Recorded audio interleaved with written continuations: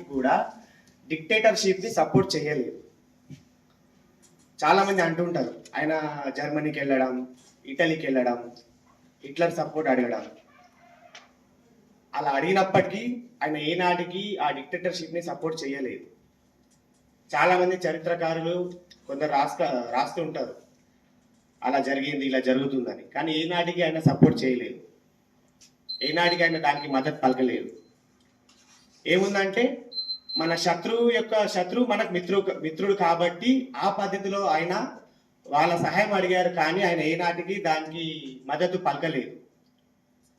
ఆయన ఒక సందర్భంలో అంటారు, ఏ హ్యూమన్ రేస్, ఏ జాతి గొప్పది కాదు, మనం ఎవరికెవరు పరిపాలించుకోవడానికి సంబంధం కాదు, ప్రజాస్వామ్యమే గొప్పది, ప్రజాస్వామ్య పద్ధతిలోనే దేశ పరిపాలన జరగాల, అదే నా ఉద్దేశం, దాన్ని తప్పించి నేను దేనికి మద్దతు పలకను.